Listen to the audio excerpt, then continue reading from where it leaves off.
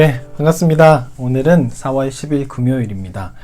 성금요일이라고도 하는데 오늘 본문 말씀은 마가복음 15장 16절부터 32절까지의 말씀입니다. 예수님께서는 붙잡혀 가셨죠. 그리고 이제 십자가에 내어 주었다는 게 어제 본문 말씀 마지막이었는데 오늘 시작은 내임을 받은 그분께서 군인들에게 조롱을 받으십니다. 여기서 나오는 군인은 로마에 속한 군인이라고 보여지는데 그렇다고 꼭 로마 사람이라고 볼 수는 없습니다. 왜냐하면 군인 안에 용병도 있고 또 로마에서 고용한 사람도 있을 수 있기 때문이죠.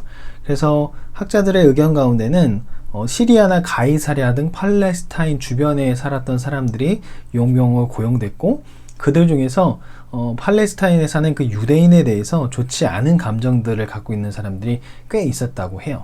그래서 아마도 예수를 조롱한 이유는 로마 사람들이 예수를 조롱한 이유가 별로 없을 텐데 이 예수를 조롱한 이유는 아마도 로마에 속한 군이지만 로마 사람이 아닌 유대인들에게 좋지 않은 감정을 갖고 있었던 사람이 조롱하지 않았을까 그렇게 추정하고 있습니다.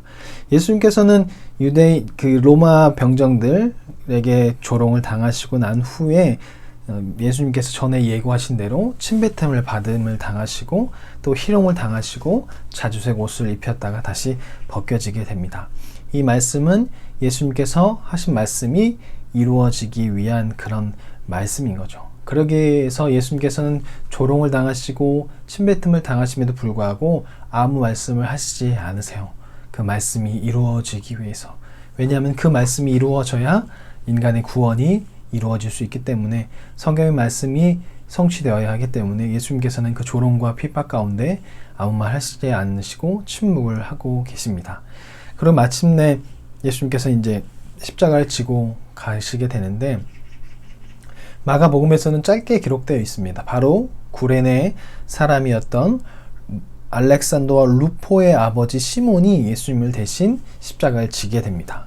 여기 참 재밌는 장면이 나오는 건데요.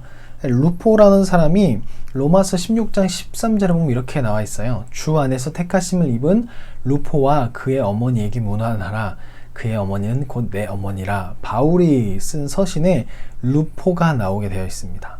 아마 이 마가복음에 이 루포라는 이름이 나왔었던 이유는 당시 초대교회 사람들이 루포에 대해서 알고 있었을 거라는 거예요. 그래서 아마 로마서 16장 13절에 나왔던 이 루포와 여기 나오는 루포의 아버지 구레네 사람 시몬이 그 루포가 동일 인물로 그렇게 보여집니다. 구레네 사람 시몬은 별 의도치 않게 억지로 십자가를 지었지만 그것이 그의 아들이 예수의 제자가 되고 또 구레네 사람 시몬도 예수를 믿게 되어서 그 가문이 구원을 받게 되는 그런 놀라운 일들이 벌어진 것이라고 볼 수 있습니다. 예수님께서는 십자가에 못 박히시고 모략을 탄 포도주를 드시지 않게 되는데 다른 본문에서는 쓸개를 탄 포도주라고 그렇게 말하고 있습니다. 예수님께서는 그 십자가를 온전한 정신으로 지시기 위해서 다른 사람들이 다 마셨던 그 마취 효과가 있는 그 포도주를 마시지 않으셨습니다. 예수님은 그 모든 것을 다 감당하시며 돌아가시는 것입니다. 그리고 삼시가 되어 십자가에 못 박히셨고 거기 위에 보면 편말로 유대인의 왕이라고 기록되어 있다고 나와 있는데 다른 복음서에 보면 헬라어 그리고 히브리어 그리고 라틴어로 기록되어 있다고 합니다. 라틴어는 로마의 언어였고 헬라어는 당시 전체 공용어, 오늘날로 따지면 영어와도 같은 그런 언어였습니다. 그리고 히브리어, 유대인들이 쓰는 히브리어로 기록되어 있습니다. 이것은 의도치 않았지만 하나님께서 이것을 사용하셔서 예수님께서 모든 사람들이 다 볼 수 있을 언어로 유대인의 왕으로 기록됐다는 것이죠. 예수 그리스도의 영광이 나타나는 장면입니다. 그리고 조롱하는 사람들이 예수를 모욕하고 고개를 흔들고 그렇게 조롱을 합니다. 대제사장과 지나가는 사람들이 예수 그리스도를 조롱하게 됩니다.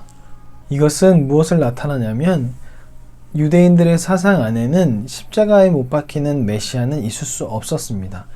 예수님께서 십자가에 못 박힌 것 자체가 이들의 이 사상 안에서는 받아들일 수가 없는 거예요.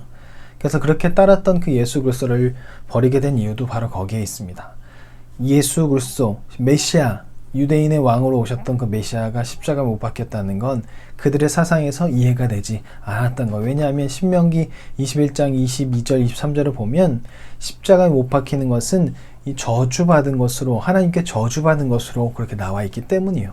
이런 생각이 유대인들 안에 있었기 때문에 십자가에 못 박혔다는 건 하나님께 버림을 받았고 저주를 받았다라는 거예요. 그런데 그 예수가 메시아라는 것을 인정할 수가 없었던 것이죠.